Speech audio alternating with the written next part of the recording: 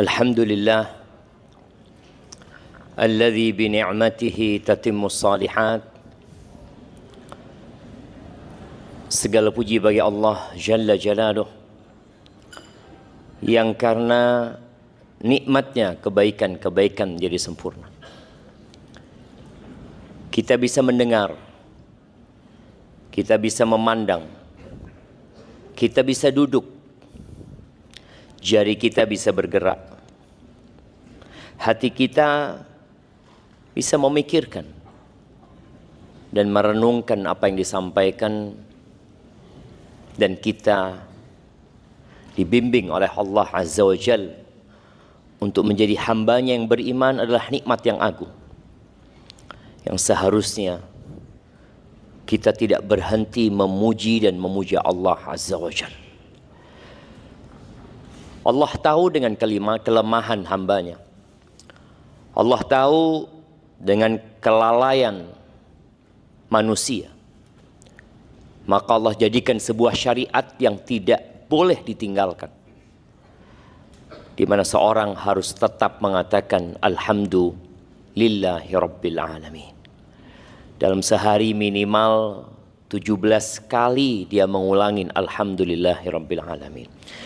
Hanya saja khususnya buat kaum Hawa, khususnya buat emak-emak ini, ada fase dia nggak wajib.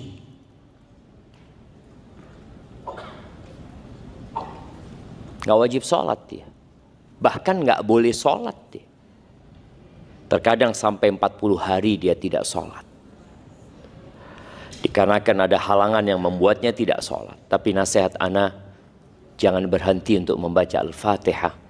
Karena sejatinya a'zamu suratin fil Quran, surat yang paling agung dari 114 surat yang ada dalam Al-Quran. Surat yang paling agung adalah Al-Fatihah.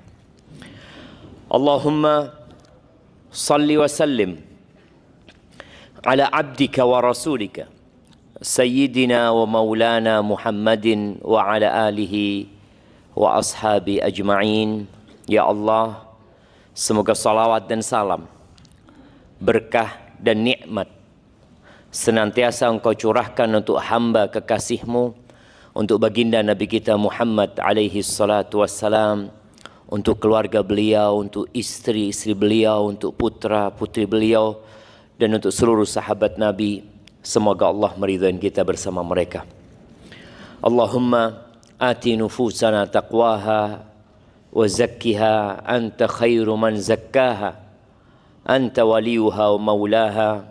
Allahumma inna na'udzu bika min ilmin la yanfa' wa min qalbin la yakhsha wa min nafsin la tashba wa min da'watin la yustajabu laha.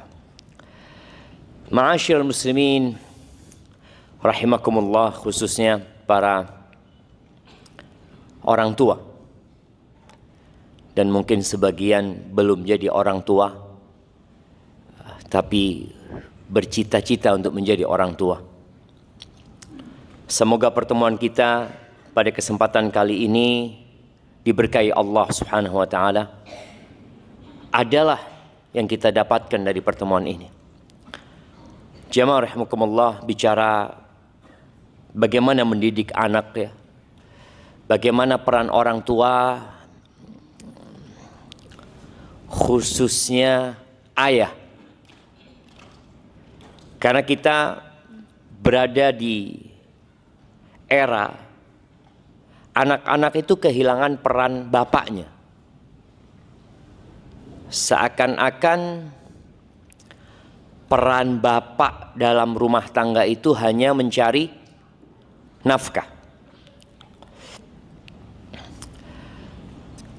Bahasa Inggrisnya pencari nafkah itu apa? Nah, bapak-bapak, apa bahasa Inggrisnya pencari nafkah? Nah, tafadhol, ada kepingin dengar? Tuh ada hadiahnya yang bisa jawab.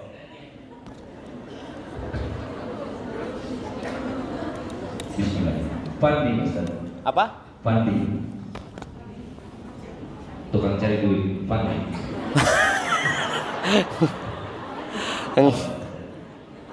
Enggak. Iya, siapa yang tahu? Tuh.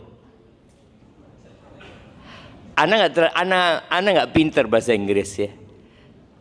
Cuma Ana kemarin membaca tentang pencari nafkah dalam bahasa Inggris itu kok mirip dengan bahasa Arab gitu. Assalamualaikum warahmatullahi wabarakatuh. Waalaikumsalam warahmatullahi wabarakatuh. Saya Muhammad Ramadan.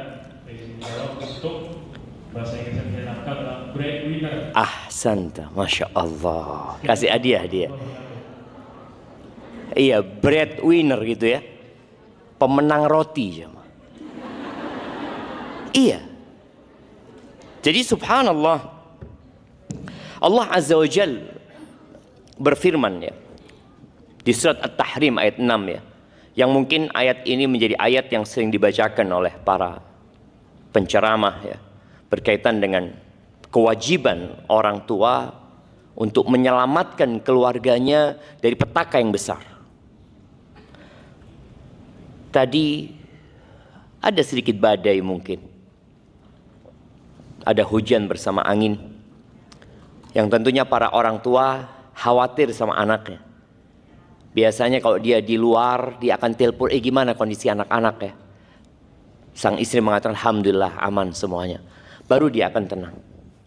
Ada musibah yang sangat besar yang akan menunggu dan semua orang akan melewatinya.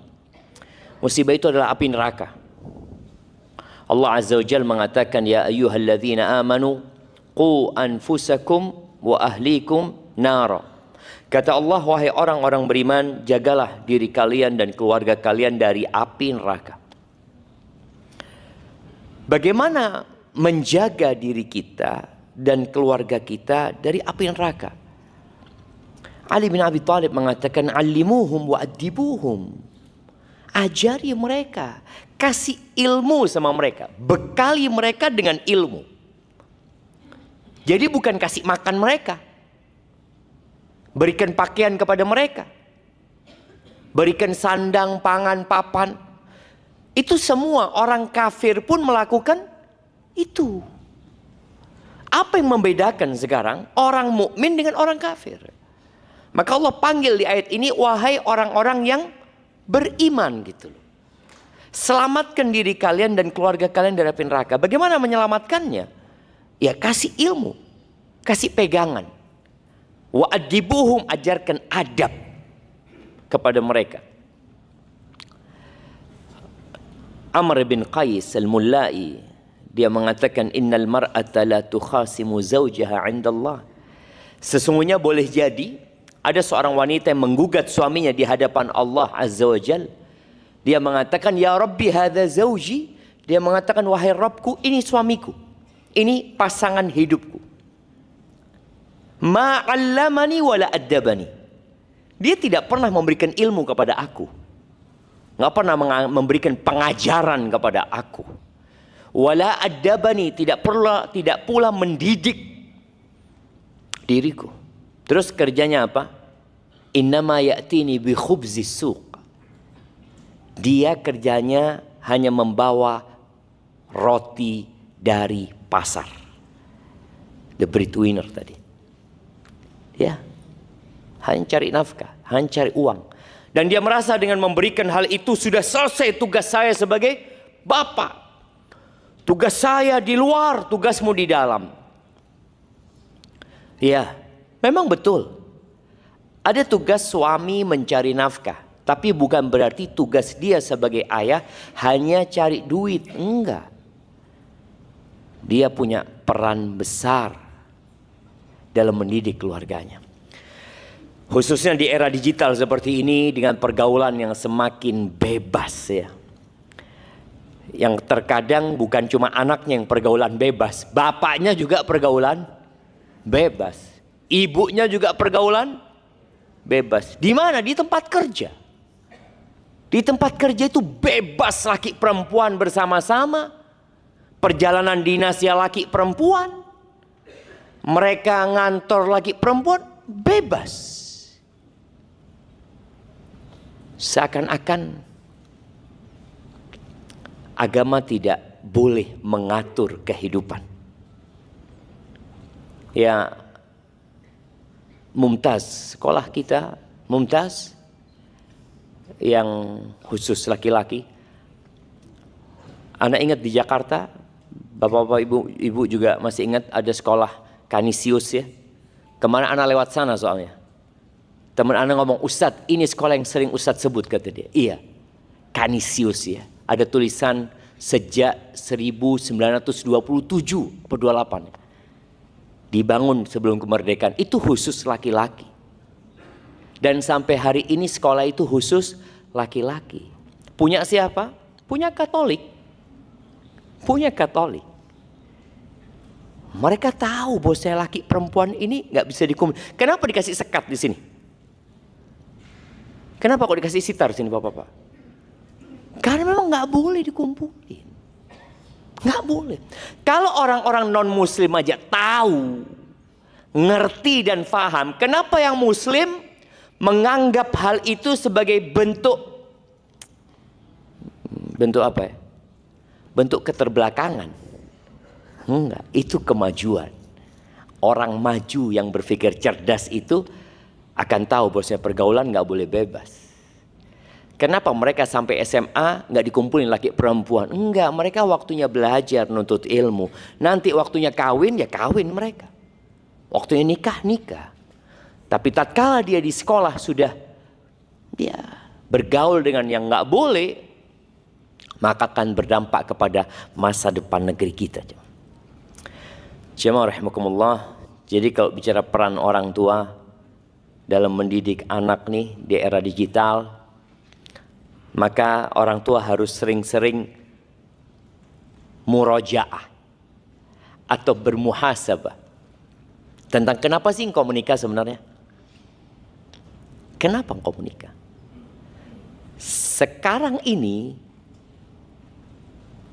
jumlah pernikahan di dunia itu menurun, padahal jumlah penduduknya semakin banyak. Sama dengan di negeri kita, jumlah penduduknya berkembang pesat ya, tumbuh pesat sekali, tapi jumlah yang menikah turun ya. Kalau 2013 dikatakan 2 juta lebih ya, 2024 itu nggak sampai 1,5 juta, kurang 500.000. Dan di antara 1,5 juta yang menikah, hampir 500.000 yang bercerai. Ada apa sebenarnya? Apakah era digital ini membuat mereka tidak berpikir untuk membangun rumah tangga? Mereka berpikir bahwasanya rumah tangga itu hanya pernikahan itu hanya kantong-kantong sperma, kata mereka. Dia nggak harus nikah kalau ingin menyalurkan nafsunya. Muncul pemikiran itu. Makanya terkadang orang sampai umur 30 tahun nggak nikah aman, 33 tahun aman. Kenapa? Kalau urusan nafsu tinggal disalurkan. Na'udzubillah min dzalik. Seakan-akan kehidupan manusia tidak ubahnya kehidupan binatang. Makanya ada istilah kumpul kebo ya. Maka perlu dilihat kenapa sih menikah, kenapa membangun rumah tangga. Apabila tujuannya itu sesuai, insya Allah ayah dan bunda ini akan prihatin dengan kondisi yang ada. Tapi ketika orang tua itu nggak tahu kenapa dia menikah, maka yang jadi korban adalah anak-anak. Beberapa waktu yang lalu ya, kita dapat berita seorang kakak beradik yang berzina sampai hamil, yang kemudian anaknya dibuang. Subhanallah jemaah. Kenapa itu terjadi jemaah? Ya yang ditanya di mana orang tuanya gitu loh. Orang tuanya yang cari nafkah. Orang tuanya bekerja dengan baik. Iya.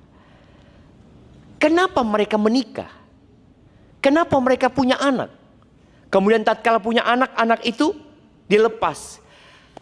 Anaknya ayam saja masih diajari oleh orang tuanya. Anak ayam itu sejak dia menetas, ibunya itu langsung mengajari anak-anaknya untuk cari makan. Didampingin. Dia ajarin bagaimana mencari makan. Tapi sang anak belum kuat kukunya, tapi dia sudah melihat, oh gini cara cari makan. Sang ibu mengais-ngais, kemudian ada sesuatu, dia bersuara, dia panggil anak-anaknya. Anaknya kemudian datang makan. Apakah hanya itu yang dilakukan? Tidak. Tatkala ada bahaya yang dapat menyerang kehidupan anaknya, sang ibu akan pasang badan. Sekarang kita bisa melihat ya bagaimana ibu induk ayam bertarung dengan ular. Bagaimana induk ayam itu bertarung dengan burung elang. Demi apa? Menyelamatkan anak-anaknya, jamaah. Karena dia tahu bukan hanya kasih makan, tapi perang orang tua bagaimana menyelamatkan anaknya. Dan yang paling ditakutkan adalah ya saat ini handphone, layar yang selalu jadi rujukan anak-anak. Bukan rujukan anak-anak ya, bapak-bapak juga sibuk sama layarnya, ibunya juga sibuk sama layar. Astagfirullahaladzim. Anak tadi dapat kiriman video seorang emak-emak yang nggak mau kehilangan live promo ya. Dia pasang di kepalanya aja handphonenya. Dia nyabutin rumput terus ya, dia jemur terus, dia seperti itu. Anak na'udzubillah. Dan boleh jadi itu terjadi. Anak-anak yang terkadang meletakkan handphone di tiang, kemudian dia bertiga goyang-goyang ya. Anak naik sepeda ngeliat, ya Allah ya, kayak gini ya kehidupan ini, di mana orang tuanya? Maka tolong ingat, kita diciptakan untuk mengabdi kepada Allah Azza wa Jalla. Di surat Al-Baqarah ayat 221. Nah, silahkan siapa yang mau baca? Surat Al-Baqarah ayat 221.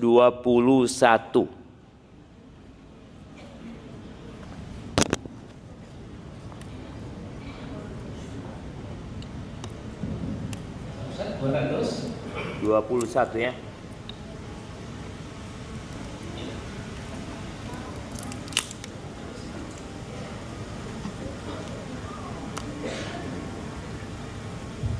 dari peserta ada yang mau baca?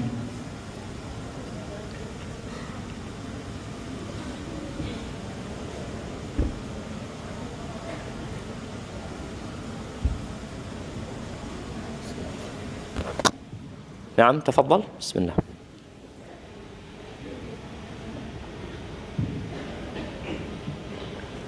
أعوذ بالله من الشيطان الرجيم ولا تنقموا المشركات حتى يؤمن ولأمة مؤمنة خير من مشركة ولو أعجبتكم ولا تنقحوا المشركين حتى يؤمنوا ولعبد مؤمن خير من مشرك ولو أعجبكم أولئك يدعون إلى النار والله يدعو إلى الجنة والمغفرة بإذنه ويبين آياته للناس لعلهم يتذكرون.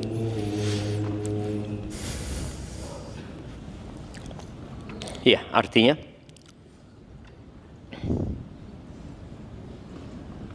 Dan janganlah kamu menikahi perempuan musyrik sebelum mereka beriman. Sungguh, hamba sahaya perempuan yang beriman lebih baik daripada perempuan musyrik meskipun dia menarik hatimu. Dan janganlah kamu nikahkan orang laki-laki musyrik dengan perempuan yang beriman sebelum mereka beriman. Sungguh hamba sahaya laki-laki yang beriman lebih baik daripada laki-laki musyrik meskipun dia menarik hatimu. Mereka mengajak ke neraka, sedangkan Allah mengajak ke surga dan ampunan dan izinnya. Allah menerangkan ayat-ayatnya kepada manusia agar mereka mengambil pelajaran. Subhanallah. Allah sebutkan bahwa orang-orang musyrikin itu ngajak kemana? Ilan nar. Ngajak ke neraka. Makanya nggak boleh gitu loh. Walaupun perempuan itu menarik ya, atau laki-laki itu menarik sekali, nggak boleh sampai mereka beriman. Karena hidup di muka bumi ini nggak lama. Kalau harus bersenang-senang dengan orang musyrik di muka bumi ini, tapi kemudian kita berada di neraka selama-lamanya, apa nikmatnya? Allah Azza wa Jalla mengatakan, wa yubayyinu ayatihi lin-nas la'allahum yatadhakkarun. Allah itu mengajak ke surga, mengajak kepada ampunannya, dan menjelaskan ayat-ayatnya kepada manusia agar mereka ambil pelajaran. Era digital ini memberikan kemudahan. Apa saja bisa diakses, dunia berada di genggaman tangan. Ya, ada banyak manfaatnya. Dulu emak-emak itu kalau mau masak dia harus beli buku resep. Sekarang nggak perlu lagi. Nggak perlu lagi beli buku resep. Dia tinggal tonton sampai jadi. Yang lebih keren lagi emak-emak nggak perlu masak, datang. Di era digital nggak perlu bau bawang, nggak ada, tahu-tahu datang makanannya. Artinya ada banyak kemudahan yang diberikan. Ya, kadang-kala anak ngajarin anak nggak paham matematika, tinggal buka YouTube. Bagaimana cara ngerjakan soal ini? Subhanallah, begitu mudahnya. Tapi ternyata di situ juga ada informasi-informasi yang menyesatkan. Ada anak-anak yang kemudian menjadi kafir gara-gara tontonannya. Ada anak-anak yang kemudian berhenti sholat gara-gara dia menonton sesuatu. Bahkan ada anak-anak yang berubah karakternya disebabkan apa yang dia tonton. Maka tadi tolong bermuhasabah ya, kenapa kita menikah, untuk apa punya anak ya, sehingga kita akan tahu mendidik anak itu. Jadi kalau bagaimana peran orang tua, yang pertama nasihat anak kepada semua orang tua dan buat diri anak sendiri ya, jadilah orang tua yang soleh di dirimu sendiri. Sebelum memikirkan anak, istri sebelum memikirkan suaminya sebagai seorang ayah sebelum memikirkan istrinya sebagai seorang ibu, pikirkan dirimu. Makanya perintah untuk menyelamatkan dari api neraka itu, qu anfusakum, selamatkan dirimu sebelum menyelamatkan anakmu, sebelum menyelamatkan pasanganmu. Makanya setiap kali kita naik pesawat selalu ada penjelasan tentang bagaimana menyelamatkan diri. Jadi apabila turun yang namanya apa? Oksigen itu, masker itu, apa kata mereka? Jangan dipakaikan ke anaknya dulu. Yang pakai siapa dulu? Orang tuanya dulu. Kasihan tuh, engkau nggak akan bisa menyelamatkan anakmu kalau engkau nggak selamat. Orang tua nggak akan bisa menyelamatkan anaknya kalau dia sendiri tidak selamat. Maka selamatkan dirimu dulu, baru kau selamatkan anakmu. Maka menyelamatkan diri kita, laksanakan perintah Allah dan jauhi larangannya. Bagaimana cerita Sa'id Ibnul Musayyib, Ibn Hazm, dia ingin anaknya jadi anak soleh. Ini cerita 1350 tahun yang lalu, bahkan lebih jemaah. Bukan era digital seperti sekarang ini, yang fitnah dan ujian tidak sedahsyat sekarang ini ya. Itu sang bapak ketika melihat anaknya mulai tumbuh besar, bapaknya mengatakan kepada anaknya, la azidanna fi salatina, aku akan menambahkan jumlah dan kualitas solatku agar Allah menjagamu untukku. Jadi sekali lagi orang tua tolong di era yang seperti ini, ya Allah perbanyak istighfar, mohon ampun kepada Allah. Kalau bisa setiap malam sebelum tidur ya, engkau tanyakan kepada dirimu, hari ini aku istighfar berapa kali ya? Rasulullah SAW sekali duduk 100 kali beliau istighfar. Sekali duduk. Padahal dosa beliau yang lalu dan yang akan datang sudah diampuni. Beliau sholat sampai bengkak kakinya. Padahal dosa beliau yang lalu dan akan datang sudah dihapuskan. Bagaimana dengan kita yang tak berhenti berbuat dosa, lalu kita beristighfarnya jarang-jarang saja. Bahkan mungkin sebagian kita istighfarnya hanya setelah sholat saja. Bas. Kapan istighfar? Oh, habis sholat subuh 3 kali. Habis sholat zuhur berapa kali? 3 kali. Barusan setelah sholat asar 3 kali. Nanti maghrib 3 kali. Isya 3 kali. Berapa? 15 kali. Dan merasa cukup. Nabi SAW mengatakan kepada para sahabatnya, ya ayyuhan nas, wahai umat manusia, tubu ilallah wastaghfiruh, bertobatlah kalian kepada Allah dan mohonlah ampun kepadanya. Ini ucapan disampaikan kepada Abu Bakar di sana, kepada Umar, Uthman, Ali, Abdurrahman bin Auf, Sa'ad bin Abi Waqqas, Bilal bin Rabah, Khabbab bin Ard. Disuruh istighfar.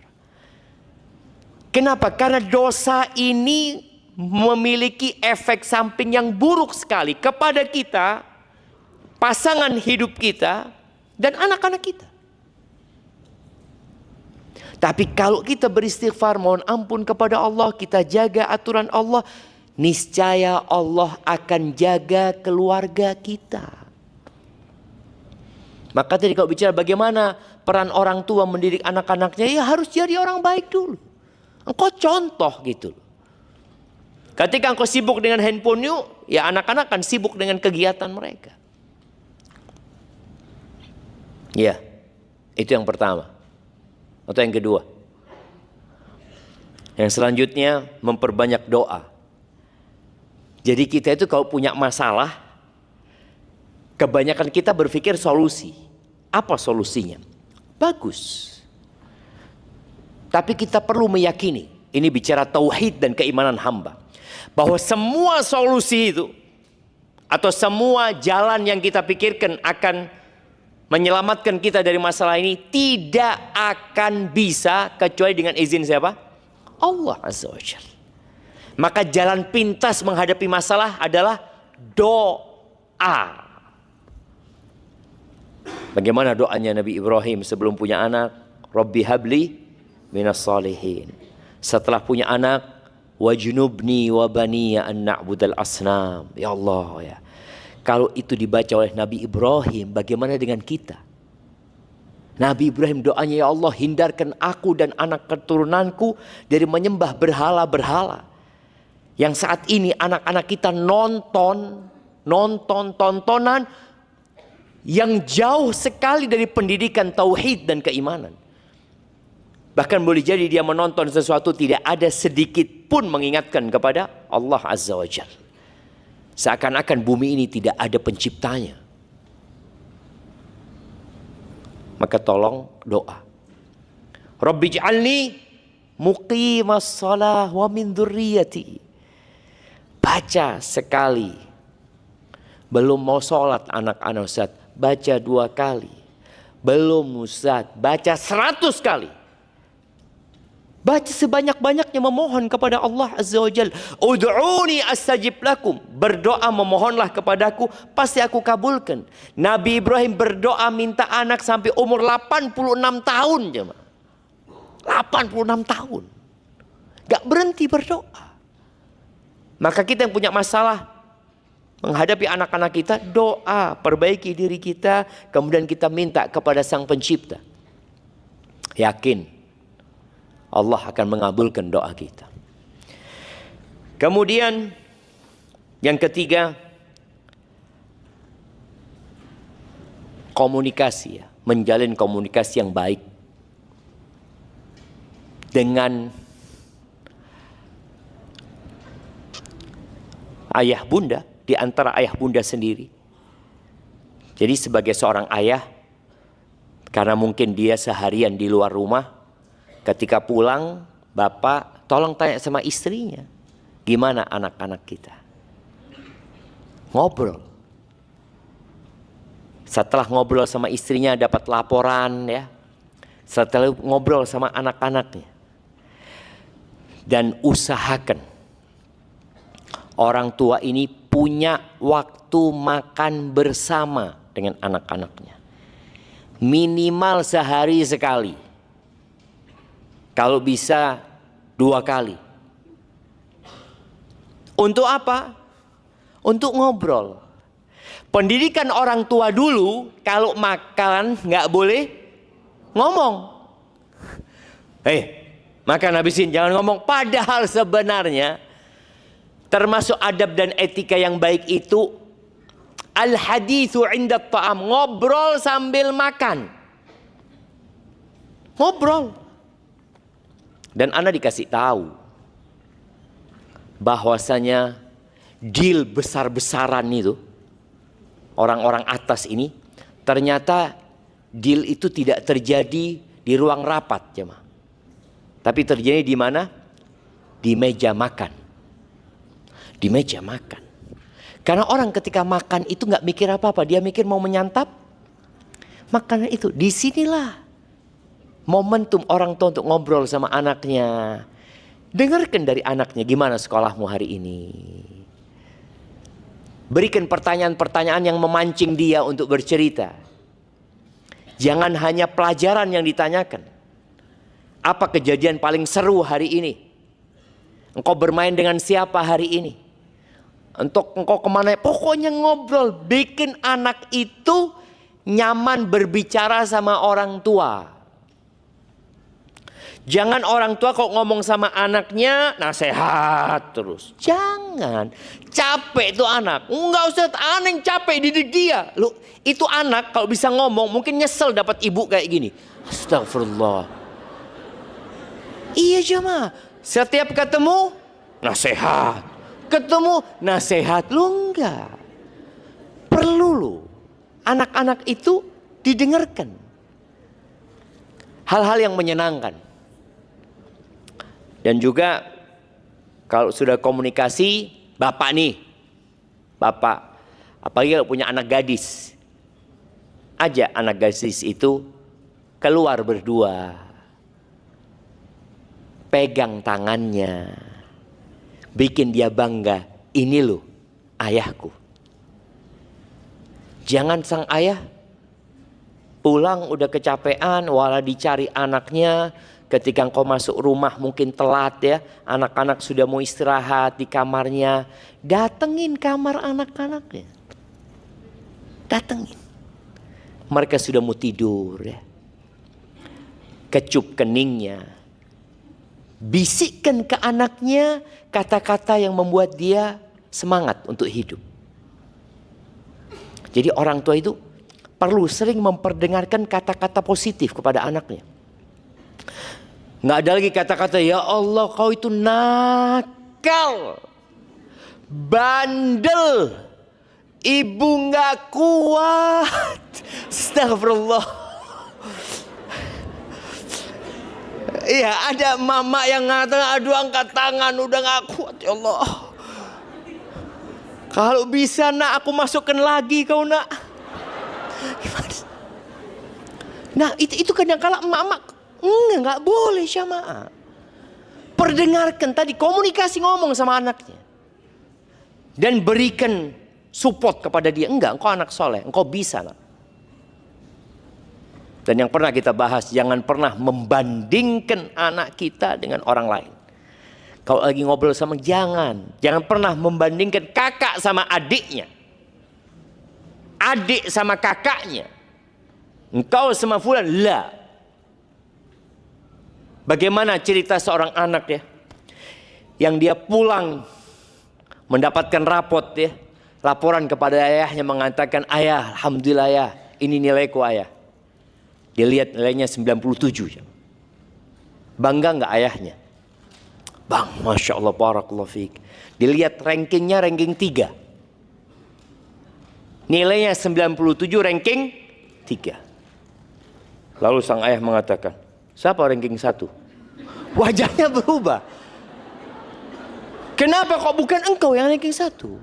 Subhanallah, jangan. Semua anak itu Allah ciptakan memiliki keistimewaan yang berbeda-beda. Nggak sama. Hotel ini nih bisa berdiri karena nggak semuanya manajer. Coba semuanya manajer. Kira-kira bisa berdiri nggak hotel ini? Tutup hotel ini jamaah. Siapa yang mau jadi satpam? Nggak ada. Siapa yang mau jadi resepsionis? Nggak ada. Memang Allah sudah ciptakan. Enggak, engkau cocoknya di sini nak. Jadi orang tua ketika dia memperhatikan anak, oh anakku punya kecondongan ke sini, ya udah nggak usah dipaksain. Dia mungkin di situ kelebihannya. Dari mana kita tahu komunikasi, ngobrol sama anak, duduk sama anak, akan ketahuan sama orang tua. Anak kepingin anak-anak jadi ustadz. Sang anak nggak mau.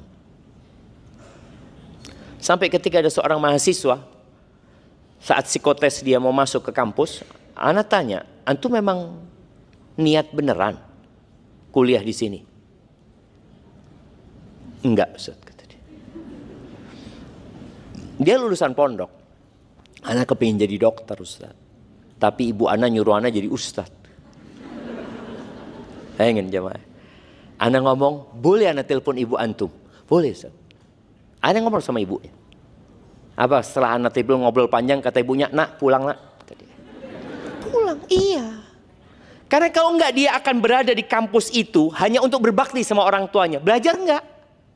Enggak, dia cuma ingin berbakti supaya tahu anaknya berangkat sesuai dengan keinginan ibunya. Padahal dia enggak punya, enggak ada. Males dia belajar. Kecuali kita kasih penjelasan kemudian dia merubah, oke, siap. Enggak ada masalah. Maka tolong komunikasi ini, duduk sama anaknya. Tadi yang bapak-bapak ajak anak perempuannya ngobrol ya. Belanja sesuatu, nggak harus sama emaknya. Nggak udah. Emaknya cemburu kadang-kala, keluar sama anaknya lagi. Kan sudah lama keluar sama engkau, cukup sudah. Sekarang sama anaknya. Betul jemaah, tuh anak perlu. Kemudian tadi yang Anda sampaikan, berikan motivasi yang baik buat anaknya. Jangan selalu mengatakan kau itu nakal, sibuk dengan HP-nya, ini itu. Bagaimana dia menggunakan handphone itu dengan positif? Itu kita kasih arahan anak tersebut. Tapi sebelum bicara itu, tolong berikan kasih sayang. Karena anak-anak ini dengan hidup di media sosial, kadang-kadang dia kering dengan kasih sayang. Dia nggak bisa lagi bersosial. Cinta dari ibunya juga nggak dapet ya. Ada orang tua yang kalau anaknya salaman ya salaman aja, cium tangan, cium tangan. Bisa nggak antum cium anak antum sebelum anak itu berangkat sekolah ya? Jadi kalau ngelepas anak itu jangan dari meja makan. Ngelepas anak itu sampai pintu rumah. Kadang-kadang sekolahnya nggak banyak, atau dia berangkat sama supir atau apa. Kadang-kadang ibu berangkat. Akhirnya anaknya pada ke depan gitu loh. Janganlah, ajak anak itu sampai depan pintu, kecup dia sambil didoakan. Tadi bisikan ucapan yang membuat dia semangat ya. Ibu bangga punya anak kau nak. Padahal sakit hati ibunya sama anaknya. Tapi ketika dia mengucapkan itu, lama-kelama anak itu, ibuku bangga punya anak aku. Aku harus membanggakan ibundaku gitu loh. Tapi terus setiap hari sampai dicamkan, engkau adalah seorang jawara nak. Engkau pejuang nak. Terus, jadi dia akan merasa, iya aku pejuang. Rasul sallallahu alaihi wasallam, kita akan lihat bagaimana Nabi kita Muhammad alaihi salatu wasallam ini hidup di era yang tidak ada digital. Kata Aisyah radhiyallahu taala anha, dia mengatakan, "Ma raaitu ahadan kana ashbaha samtan wa hadiyan wa dallan bi Rasulillah sallallahu alaihi wasallam." Aku nggak pernah melihat seorang yang lebih mirip gayanya, modelnya, karakternya, perilakunya dengan Rasul sallallahu alaihi wasallam min Fatimah, dari Fatimah. Jadi paling mirip gayanya itu Fatimah. Ini perempuan ya, anak perempuan. Bagaimana gayanya mirip sama bapaknya. Kanat idza dakhalat alaihi qama ilaiha fa akhadha biyadiha wa qabbalaha wa ajlasaha fi majlisihi. Kalau Fatimah datang bertamu, ini Fatimah sudah menikah atau belum menikah pada waktu itu. Tapi yang jelas, setiap kali Fatimah datang berkunjung ke rumahnya Nabi Muhammad SAW, apa yang dilakukan?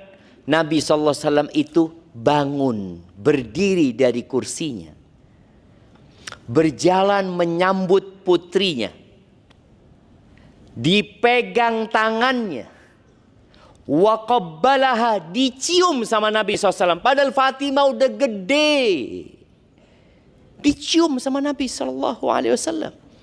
Terus wa ajlasaha fi majlisih, Fatimah ini disuruh duduk di tempatnya Nabi duduk SAW. Kadangkala kita kan orang tua punya kursi khusus ya di rumah ya. Anaknya kalau datang nggak boleh, itu kursinya ayah tuh.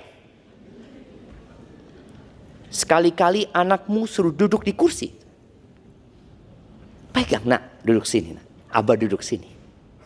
Gimana perasaan anak itu jemaah? Ketika diperlakukan begitu mulia sama ayahnya. Itu kalau Nabi SAW kedatangan Fatimah. Bagaimana kalau Nabi SAW yang datang ke rumahnya Fatimah? Maka Fatimah melakukan hal yang sama kepada ayahnya. Dia bangun menyambut ayahnya, dipegang tangannya, dikecup sama Fatimah, kemudian dibawa Nabi SAW, didudukkan di tempat duduknya Fatimah radhiyallahu taala anha. Ini penting sekali jemaah, agar anak-anak kita ya dengan pergaulan bebas yang menakutkan itu, mereka nggak kepikiran ke sana, karena dia mengatakan aku punya ayah. Kalau bicara digandeng, aku udah digandeng sama ayahku. Aku dikecup sama ayahku. Aku dibonceng sama ayahku. Aku berduaan di mobil sama ayah, dibawa berduaan. Diajak belanja berduaan sama ayahku. Jadi bikin anak itu memang, aku punya bapak. Sehingga nggak ada lagi orang-orang yang berusaha untuk ya menebar apa ya? Menebar apa yang ditebar di laut untuk cari ikan itu? Jala cinta dia. Karena perempuan itu kesian ya, khususnya anak perempuannya kesian dia. Dan untuk anak laki-laki, orang tua juga harus, khususnya bapak juga, tolong engkau punya waktu khusus ya untuk ngobrol sama anak. Kalau dia sudah tumbuh besar, dewasa, ajak dia ngobrol tentang pekerjaan. Ya, ajak dia untuk bermusyawarah. Walaupun orang tua mungkin nggak butuh dengan musyawarah dan dengan masukan dari anak, tapi aja ayah ini punya usaha ini, menurutmu kayak apa? Apa yang harus ayah lakukan? Dengarkan jemaah. Tapi kemudian berkaitan dengan gadget ini ya, orang tua harus punya pemantauan. Anda masih ingat ya, Bill Gates, semoga Anda nggak salah. Dia itu tidak memberikan handphone kepada anaknya kecuali anaknya umur 14 tahun.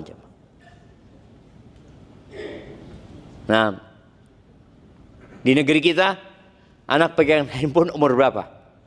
Baru lahir. Kasih foto ini hadiah. Astagfirullahaladzim. Nah, jemaah, kadangkala kita berpikir berbuat baik kepada mereka. Anak-anak SD ini udah punya gadget masing-masing. Ini punya. Jangan. Terus gimana Ustaz? Ya orang tuanya yang main. Anaknya kepingin nonton punyanya orang tuanya. Nggak apa-apa, fadhol nih, punya ibu. Kenapa? Kalau dia memiliki sendiri tuh gadget, dia merasa ini hakku. Ketika diambil sama orang tuanya, ya namanya miliknya diambil, disita, apa yang akan terjadi dengan jiwanya? Dia akan berontak. Dia akan memandang orang tuanya merampas apa yang telah diberikan kepadanya. Tapi ketika dipinjemin anak itu, dan anak praktekin kepada anak-anak, dia akan kalau ngomong, Fulan ya, dia punya sepupu ada pegang handphone semua, anak nggak punya handphone. Kata anak tanya sama dia, Yusuf anaknya siapa katanya? Anaknya Baba. Ya sudah, anaknya Baba gitu loh. Kan bukan anaknya dia. Iya. Anak mengajarin dia untuk tidak membandingkan. Sebagaimana kita orang tua nggak boleh membandingkan, kita bikin dia untuk tidak membandingkan gitu loh. Ada perbedaan antara dia dengan orang lain. Kadang-kala kita ngelihat, ya apa sepertinya anak-anak sebaya dia udah pegang handphone kata dia. Boleh jadi orang tuanya nggak ngajak ngobrol anak-anaknya. Boleh jadi orang tuanya nggak ajak main anak-anaknya. Maka anak sering ngomong sama istri anak, tolong main sama anaknya. Main boneka-bonekaan. Jadi dari zamannya sahabat Nabi SAW. Anak perempuan tuh sejak kecil dipersiapkan untuk menjadi istri dan menjadi ibu. Di zaman sekarang anak perempuan dipersiapkan untuk menjadi apa? Untuk menjadi breadwinner tadi. Winner itu apa? Untuk mencari duit juga. Bahkan sebagian orang tua mengatakan, nah engkau jangan nikah kecuali engkau sudah lulus kuliah bekerja. Loh ini anak perempuan loh. Terus siapa nanti yang akan jadi ibu di rumah? Siapa? Ibu-ibu, siapa yang bakal jadi ibu di rumah? Pembantu nantinya. Neneknya. Iya, karena memang dia tidak dipersiapkan untuk itu. Maka tolong kita kembali.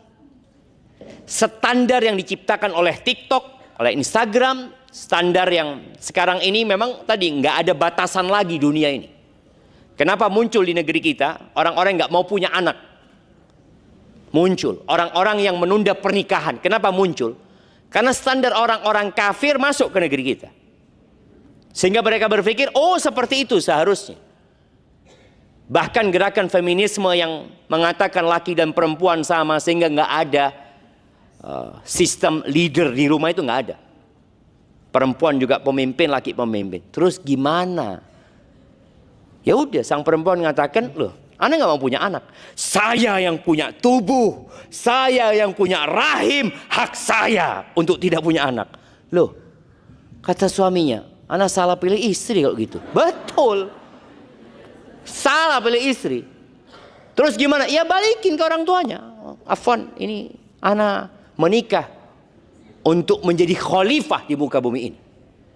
Anda menikah untuk mendapatkan anak keturunan yang melanjutkan perjuangan di negeri ini. Tapi kalau kayak gini emaknya, terus gimana? Maka tadi tolong sejak kecil anak itu tetap main boneka. Tetap ya, kalau dulu ya ana lihat kakak adik ana bermain yang gendongan itu. Ya dulu masih gendong bayi itu bukan pakai yang modern ya. Yang pakai selendang. Yang pakai selendang ya, dia seneng jemaah. Sejak kecil dia gendong itu, Masya Allah kayak gini ya.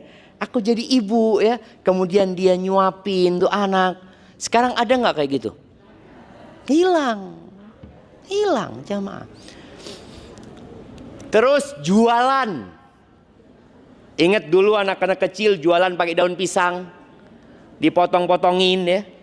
Kemudian dibeli, dia masak. Nanti datang anaknya disuapin. Allahu Akbar. Kita perlu itu jamaah. Maka ibu-ibu ketika kembali, kenapa ngomong sama ibu-ibu? Karena lihat bapak-bapaknya dikit memang di sini. Ya, tadi anak-anak perlu dipersiapkan. Gadget silahkan, anak-anak tadi dikasih ketika umurnya sudah tepat. Kemudian dipantau, kedekatan orang tua sama anaknya nggak boleh hilang, bermain sama anak-anaknya. Kemudian ajarkan kepada anak-anak, ya menggunakan internet yang sehat. Hindari anak-anak itu nonton yang pendek-pendek. Hindarin anak-anak kita nonton yang pendek-pendek supaya otaknya nggak tumpul. Kita tuh sekarang susah untuk konsentrasi karena biasa nonton short, reel yang cuma 1 menit ya. Dapat 5 menit ditonton nggak? Kepanjangan. Sampai kita udah sulit untuk konsentrasi dalam 10 menit. Maka anak kita kalau kasih tontonan, nak tonton ini nak. Mau main di TV, YouTube nih tonton, remote-nya dipegang. Silahkan tonton sampai selesai. Karena banyak anak nggak mampu loh. 1 menit lihat itu, ganti lagi. Ibunya sama ganti-ganti juga. Bapaknya sama ganti-ganti juga. Karena kita nggak jadi teladan. Tolong dikontrol anak-anak. Bagaimana dengan pergaulan dia? Nih orang tua perlu mengundang teman-teman anaknya. Sekali-kali. Engkau bergaul sama siapa sih? Oh undang. Bapak kepingin tahu teman-temanmu. Kita makan malam bareng di rumah. Dilihat. Ketahuan. Oh yang ini pakai anting.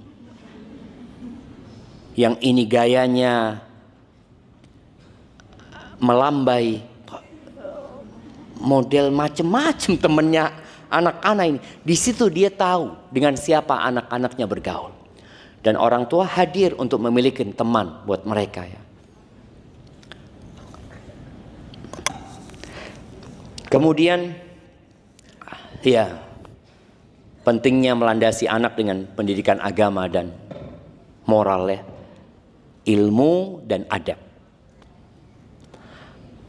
Banyak orang tua berpikir sekolahan itu seperti pabrik. Bapak-bapak, ibu-ibu, akadnya sama Nadira apa? Udah habis waktu anak? Isi Ustaz, darurat. Oke, siap. Bismillah. Afan ayah dan bunda dimohonkan untuk menggeser kendaraannya dengan nomor plat berikut ini. BE 1013 FM. Kedua, BE 1498 AH. 3, BE 1504 GF. 4, BE 1606 AAB. Selanjutnya BE 1949 AAT. Selanjutnya BE 1265 AAR. Selanjutnya BE 1542 AMH. Banyak banget tuh Ustaz. Iya. Selanjutnya BE 1813 FM dan terakhir Ustaz insyaallah 1542 AMH. Dengan diharap sangat untuk menggeser kendaraannya karena akan ada yang kendaraannya akan keluar. Ustaz, kenapa nggak disebutkan kendaraannya itu apa? Boleh jadi dia nggak hafal sama plat nomornya, Ustaz. Ini nggak hafal, apalagi kalau pinjem.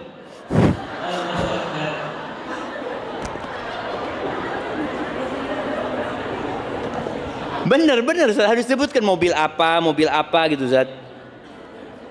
Yang Anda sebutkan tadi, yang 8 itu di depan ruko, ayah dan bunda di depan ruko. Ada Toyota Corolla BE 1408A, kemudian ada Innova BE 1504GF, kemudian ini ada Daihatsu apa ya, kurang juga ya, 1606AAB. Ini di depan ruko. Kemudian ada Innova juga 1949AAB. Nah, demikian, terima kasih ya. Masya Allah. Barakallahu fikum. Nah, jamaah rahimakumullah, tadi akadnya ayah bunda ini sama sekolahan Nadhira ini apa? Apa akadnya? Keluar langsung akhlaknya baik. Keluar hafal Quran 17 juz. Iya, ada gitu akadnya? Nggak ada. Sekolahan itu membantu. Maka di rumah tolong disempurnakan. Karena ada orang tua yang marah-marah. Dia mengatakan, Ustaz, anak-anak ini nggak hafal-hafal juz amma, kata dia. Temennya hafal. Kayaknya gurunya ini pilih kasih. Loh, kok pilih kasih gurunya? Itu orang tuanya. Kita di sekolah itu memberikan arahan, mendidik. Nanti orang tua di rumah yang menyimak hafalan anaknya. Kemudian setelah itu ke sekolah disetorkan kepada gurunya. Tapi sebagian orang tua itu pikirnya tadi kayak pabrik. Masukin bahan, keluar, jadi udah. Nggak kayak gitu. Maka tadi melandasi anak ini dengan pendidikan agama. Tolong orang tua hadir. Orang tua hadir, menyimak. Terus terang anak ini seneng ya ketika anak itu pulang dari sekolah, apalagi yang TK. Nadhira ini TK-nya ada berapa banyak muridnya? Kalau bisa nasihat anak bikin TK di setiap kelurahan. Jemaah, setiap kelurahan bikin. Kenapa? TK ini hanya butuh rumah, sewa rumah, 1 guru 2 guru. Dan para orang tua itu kepingin sekolah anaknya nggak jauh. Dan anak TK itu mengajarinya dari 0. Jadi dia itu ya kayak gelas, apa yang diisikan itu dia dapat. Dengarkan anaknya dapat apa hari ini. Dia hafal 25 Nabi dan Rasul ya. Ketika anak-anak setoran ke anak Nabi dan Rasul itu, kok bapaknya ada yang lupa. Ternyata lebih hafal dia jemaah. Tadi karena anak-anak itu kosong. Maka tolong pendidikan agama itu dipersiapkan dia. Jangan mengarahkan anak untuk belajar agama lewat platform YouTube atau apa. Kenapa? Karena disuruh dia nggak paham mana yang benar dan mana yang salah. Ada banyak penyesatan di tempat itu jemaah. Ada sebagian yang mengatakan semua agama sama. Ada doktor agama yang mengatakan bahwasanya LGBT itu lumrah. Itu ada di sana. Tatkala orang tua tidak memberikan pegangan yang kuat, kemudian anak-anak itu nonton, akhirnya jadi anak-anak yang anti agama. Maka di sini peran orang tua sangat penting sekali. Bapak Ibu sering-sering duduk, ya kalau ada yang harus dibicarakan dan sebagai seorang istri tolong memposisikan bapaknya sebagai pemimpin dan sering-sering sampaikan kepada anak, nak, bapakmu itu berjuang. Kalau mungkin ya dapat suami yang gak soleh, dapat suami yang dolim, dapat suami yang gak peduli, tapi jangan sampai engkau rendahkan martabat ayah di depan anak. Suatu saat ketika engkau butuh peran ayah, anak gak mau dengar lagi dari ayahnya. Karena sama emaknya sudah dijelek-jelekin ayahnya. Jangan. Suatu saat engkau akan butuh ya. Maka tolong sampaikan ayahmu itu baik, ayahmu. Walaupun gak baik gitu loh. Dengan harapan nanti suatu saat ketika engkau butuh, sampaikan ya, kayaknya dia perlu engkau. Sampaikan, dia butuh engkau Bang. Jadi ketika sang ayah akhirnya tersentuh hatinya melihat anaknya mulai menyimpang ya, sang ayah turun tangan, anak itu menghormatin ayahnya.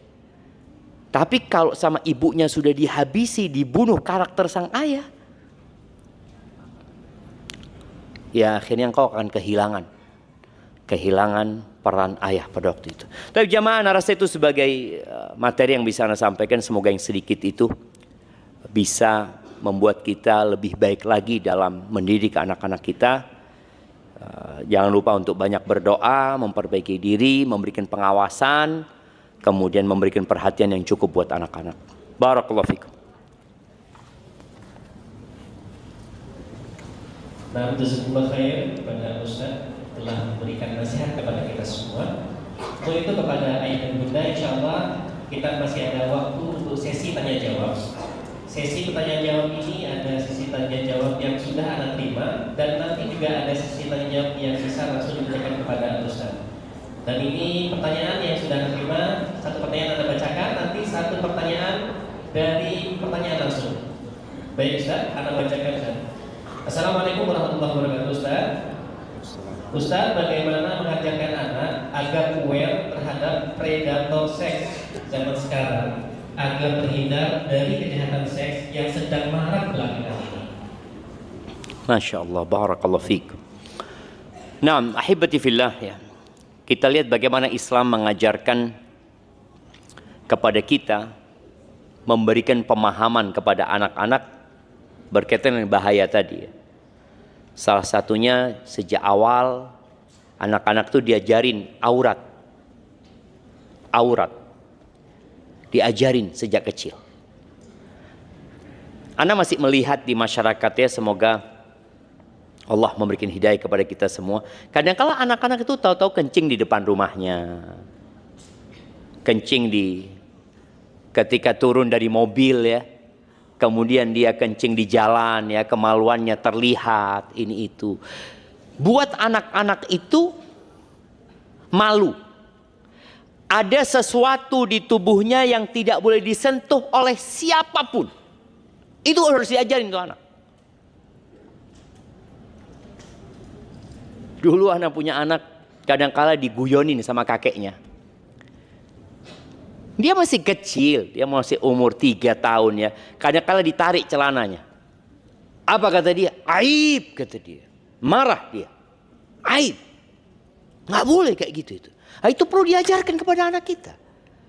Bagaimana dia tahu tadi ada di tubuhnya sesuatu yang tidak boleh disentuh oleh siapapun. Dan tidak boleh dilihat oleh siapapun. Kecuali dia sendiri. Orang tuanya pun berusaha untuk enggak nak. Ayo, engkau ganti baju. Keluar dari kamar mandi, umpamanya, kau sudah harus siap. Nggak boleh kelihatan auratmu. Kadang-kadang kan ada anak yang keluar, lari, kayak baru lahir itu jamaah. Katanya orang tua dia nggak biasa, enggak. Untuk menghindari hal itu. Kemudian yang kedua, kita tadi perlu memberikan arahan kepada dia. Kalau ada orang yang memberikan sesuatu kepadamu, kalau engkau diajak ini itu, kasih penjelasan kepada anak itu. Kasih pemahaman. Kadang-kadang kita nggak mengajarkan itu kepada anak kita. Sampai ada kejadian di sebuah tempat, teman.